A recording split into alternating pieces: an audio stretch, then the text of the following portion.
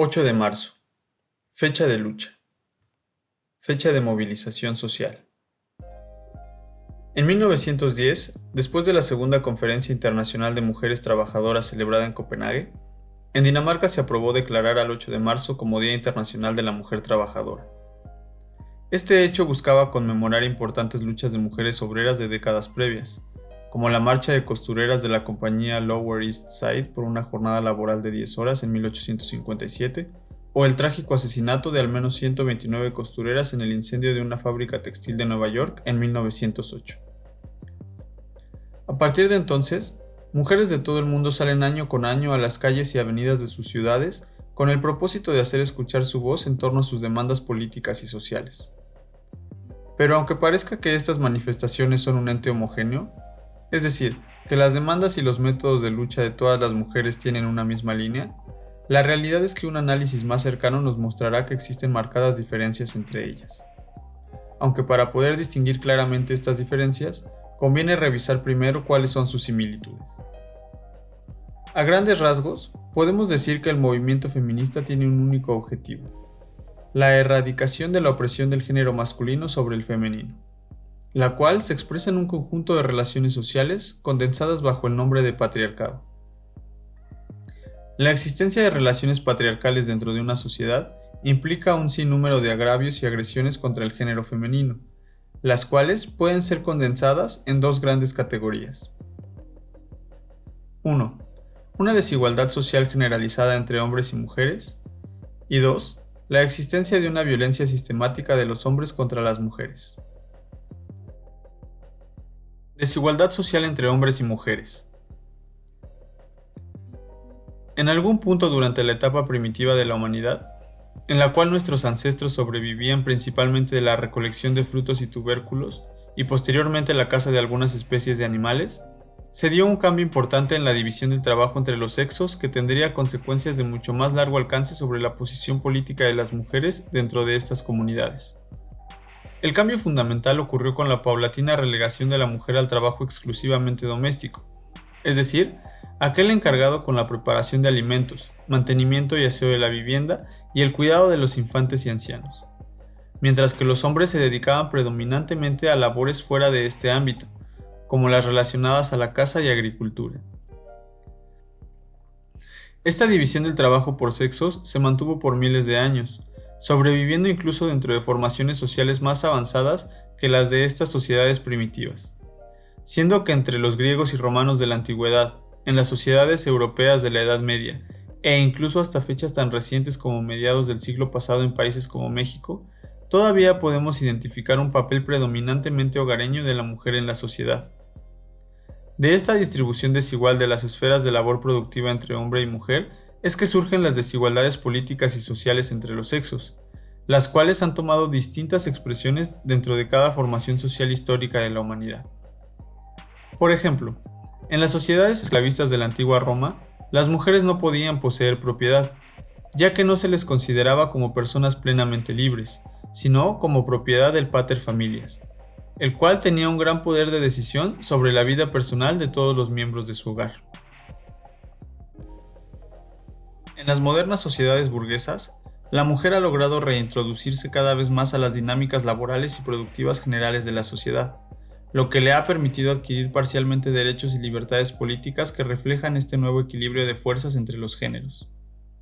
En las sociedades capitalistas modernas, la mujer tiene derecho a adquirir propiedad, a emplearse en el ramo de actividad económica que desee y a participar activamente en la vida política, ya sea mediante el voto o mediante la postulación a cargos de elección popular. Es decir, en apariencia, la mujer tiene los mismos derechos y obligaciones que los hombres trabajadores y no trabajadores dentro de la sociedad burguesa. Sin embargo, como con muchas otras cosas dentro de esta sociedad, la aparente igualdad en el plano jurídico formal esconde muchas veces la desigualdad de facto que todavía persiste entre los géneros. Según la información más reciente del INEGI, en México las mujeres trabajadoras reciben salarios 34% menores que los de los hombres y dedican casi 3 veces más tiempo al trabajo doméstico y el doble al cuidado de los niños. A esto se suma su falta de derechos políticos, ya que durante décadas han sufrido de una falta de representación en los ámbitos de gobierno y dirección de empresas, aunado a que en la mayor parte del territorio nacional no tienen derecho a decidir sobre cuestiones reproductivas relacionadas a su propia persona, es decir, a la libre interrupción del embarazo. Esta misma realidad de desigualdad entre hombres y mujeres en México se replica en mayor o menor medida en todos los países capitalistas del mundo, por lo que podemos hablar de una situación de desigualdad estructural entre géneros y por tanto que las relaciones sociales patriarcales no han podido ser superadas. Violencia contra las mujeres. La misma situación de inferioridad en el plano político y social en que se encuentra la mujer, surgida de su exclusión histórica de la esfera general de la producción, es la que ha permitido que por generaciones los hombres hayan podido ejercer una violencia arbitraria y sistemática contra ella. Esta violencia puede manifestarse de muchas formas y en diferentes grados, abarcando desde la violencia psicológica y económica hasta la física y sexual. Retomando el caso de México, tenemos que en promedio 10 mujeres son asesinadas cada día y que 66% de las mujeres mexicanas mayores de 15 años han sido víctimas de algún tipo de violencia a lo largo de su vida. Los diferentes feminismos. Una vez que hemos revisado las problemáticas fundamentales contra las que lucha el movimiento feminista, nos encontramos en condición de analizar las diferentes tendencias que se presentan dentro de este, las cuales se diferencian principalmente por el alcance social de su lucha, la identificación de la problemática o contradicción principal a resolver para conseguir su objetivo y los métodos propuestos para conseguirlo. Bajo este enfoque, podemos identificar tres vertientes principales de feminismo dentro de la población. 1. El feminismo burgués o liberal. 2. El feminismo anarquista o radical. Y 3. El feminismo marxista o comunista. El feminismo burgués. Al igual que todo movimiento político y social dentro de una sociedad de clases, el movimiento feminista también adquiere un carácter de clase, el cual impregna en mayor o menor medida los alcances del mismo según quienes lo practiquen. En el caso de las mujeres pertenecientes a la clase burguesa y pequeño burguesa de la sociedad, las cuales muchas veces identificamos en los estratos medios y altos de ingreso económico, su lucha se limita en la práctica a buscar la liberación de las mujeres que pertenecen únicamente a su clase, aunque a veces en su discurso retórico busquen afirmar lo contrario. Esto significa que, en última instancia, lo que busca este feminismo es pasar del lado del oprimido al lado del opresor. Ejemplos de este feminismo son la búsqueda por la igualdad salarial entre mujeres y hombres profesionistas y la demanda de que más mujeres puedan tener acceso a espacios de poder dentro del ámbito económico, político y social de la sociedad burguesa, buscando romper el llamado techo de cristal, lo que en la práctica es una búsqueda de la igualdad entre géneros, pero solo para las mujeres pertenecientes a una reducida clase de la población social. Las feministas burguesas no son revolucionarias per se del orden social vigente, ya que en su visión del mundo, la liberación de las mujeres de su clase, o de las mujeres en general, puede lograrse dentro de los confines de la sociedad burguesa. Para esta corriente del feminismo, lo único que se necesita son reformas, leyes punitivas y cambios de paradigmas culturales para cambiar la situación de la mujer en la sociedad. Por tanto, según esta visión, la contradicción o problemática principal que impide que termine la opresión de hombres sobre mujeres no se encuentra en las relaciones sociales imperantes que dan forma a nuestra sociedad, sino en meros aspectos culturales. Esta visión es la que lleva a las feministas burguesas a considerar al machismo como una simple creencia, la cual puede ser erradicada recurriendo únicamente al conflicto en el plano ideológico, sin considerar las condiciones materiales que pudieran haber dado pie a estas creencias en primer lugar. El feminismo radical. Este feminismo no tiene una base social tan clara, ya que si bien buena parte de sus militantes activas tienen un trasfondo proletario, varias mujeres del campo pequeño burgués se han acercado en mayor o menor medida a su discurso ideológico, por lo que en la práctica el alcance intencionado de su lucha puede variar desde la totalidad de las mujeres de la sociedad a solamente aquellas que pertenecen a una clase más privilegiada.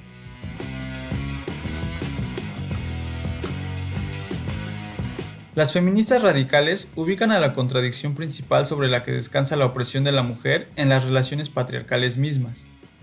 pero no conciben a estas como producto de un contexto material específico, como lo son las relaciones sociales de producción entre los sexos y su desarrollo a lo largo de la historia de la humanidad, como hemos postulado anteriormente,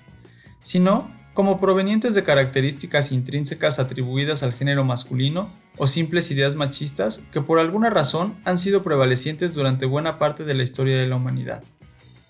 Es decir, las feministas radicales conciben como problema principal al hombre en abstracto, sin considerar los factores económicos, sociales y culturales que llevan al surgimiento de hombres concretos impregnados por una determinada cultura machista.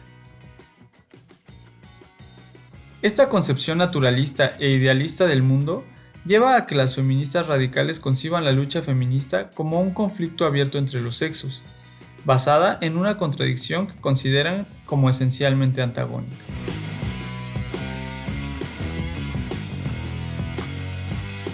Políticamente, las feministas radicales están muy apegadas a las teorías y movimientos políticos anarquistas que surgieron desde mediados del siglo XIX entre ciertos sectores intelectuales pequeñoburgueses de la época.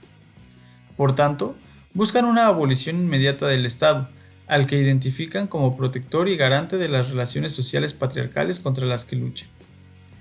Su táctica también está fuertemente apegada a los cánones anarquistas, ya que en lugar de buscar lograr convencer y organizar a la mayoría de las mujeres en una lucha contra el patriarcado, su táctica por lo general se centra en aspectos espectaculares de violencia en contra de los símbolos de autoridad estatal, llevada a cabo por pequeñas agrupaciones de mujeres férreamente convencidas en la causa, es decir, en la llamada acción directa que en muchas ocasiones puede no tener un respaldo social del movimiento feminista más amplio.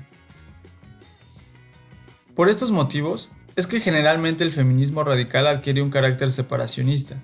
el cual en la práctica no se reduce únicamente a negar la participación de los hombres en la lucha del movimiento feminista, sino también en una exclusión de las masas de mujeres que no concuerden con sus métodos o estrategias más radicales.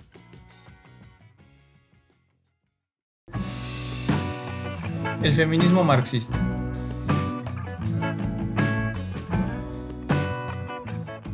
De la misma forma que la teoría que le da nombre, el feminismo marxista nace como una teoría y práctica política íntimamente ligada a las luchas de las masas trabajadoras dentro de la sociedad burguesa, por lo que su mira está puesta en la emancipación no solo de una clase de mujeres de la sociedad, sino de todo el género femenino en conjunto, dentro del marco más general de la lucha por la abolición de la sociedad de clases. En este sentido, la lucha de las mujeres marxistas se presenta en franca contradicción con la lucha de las feministas burguesas, siendo que si bien en un nivel muy abstracto ambas buscan la liberación de la mujer, lo que dicha liberación implica es radicalmente diferente para cada una de ellas. Lo que la mujer burguesa busca es la liberación de las trabas que le impiden tener una igualdad de condiciones con los hombres en esta sociedad basada en la explotación de una clase por otra, mientras que la mujer marxista busca la liberación total de las sociedades de clases, y en consecuencia de todas las opresiones implícitas en ellas,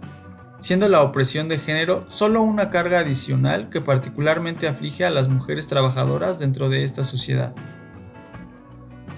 Y en contraposición con el movimiento feminista radical, postula que la liberación de la mujer es un proceso que también implica la participación activa de los hombres en su lucha, ya que no considera que el conflicto entre los sexos sea una contradicción de carácter completa e irremediablemente antagónica,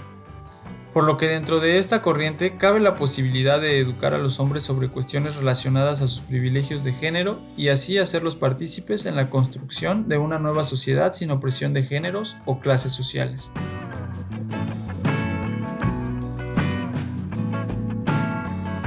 Si bien el movimiento feminista marxista comprende que históricamente las relaciones patriarcales han sido y siguen siendo uno de los principales yugos que pesan sobre las mujeres,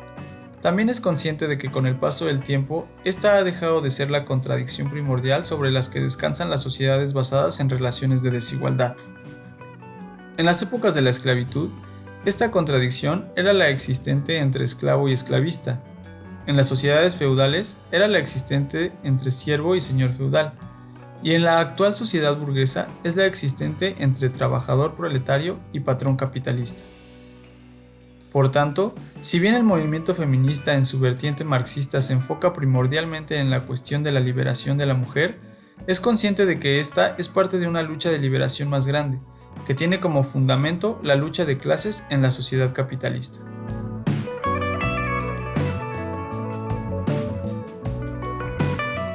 Como consecuencia de su marco teórico e ideológico, el feminismo marxista adopta los métodos de lucha heredados de la tradición revolucionaria marxista-leninista, en la cual se busca la educación y organización de las masas para eventualmente tomar el poder político de la sociedad. En contraposición con las tendencias anarquistas del feminismo radical, el feminismo marxista ve una utilidad real en la toma del poder político y militar del Estado durante un periodo de transición en la construcción de una nueva sociedad sin clases, utilizándolo como una herramienta para reprimir y enfrentarse a todas las fuerzas opresoras, burguesía, terratenientes y aristocracia financiera que buscan oponerse a la revolución social dentro y fuera de su territorio nacional. En este contexto, la lucha feminista no puede albergar separatismos de ningún tipo, ya que necesita de la unión de todos los sectores de la clase trabajadora nacional e internacional, sin distinción alguna de sexo o raza, para construir las condiciones materiales necesarias que permitan que la igualdad entre los géneros se vuelva una realidad. Por ello, la estrategia definitiva de la mujer marxista yace en última instancia en la revolución proletaria, ya que si bien en el corto plazo esta busca estrategias para mejorar la posición de las mujeres trabajadoras en la sociedad, mediante su participación en las luchas por la adquisición de derechos y garantías individuales que igualen la condición de la mujer trabajadora con la de los hombres, todo esto lo hace con la intención final de fortalecer al resto de sus compañeras en el plano intelectual y político, para eventualmente consolidar la organización social necesaria que sea capaz de romper las cadenas de la vieja sociedad, y a partir de esto, comenzar a crear las condiciones que permitirán la erradicación de la opresión de la mujer ya no solo en el plano formal, sino también en el real.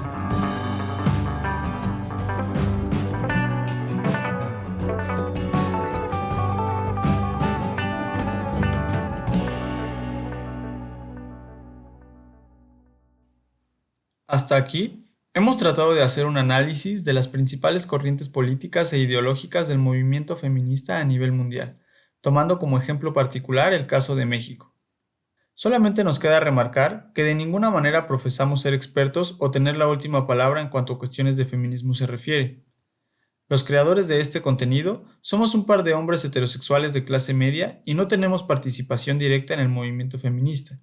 aunque hemos tenido contacto cercano con representantes de todas las vertientes aquí expuestas. Creemos que la mejor forma de digerir este contenido es como la interpretación de un par de jóvenes marxistas sobre el movimiento, por lo que esencialmente es la visión de un foráneo, con todas las ventajas y desventajas que este tipo de perspectiva conlleva. Puede que contenga algunos errores u omisiones importantes, los cuales siempre nos encontraremos abiertos a corregir y rectificar en caso de ser necesario, pero también creemos que puede aportar algo significativo al debate, especialmente para muchos otros hombres que inevitablemente se encuentren en una situación similar a la nuestra.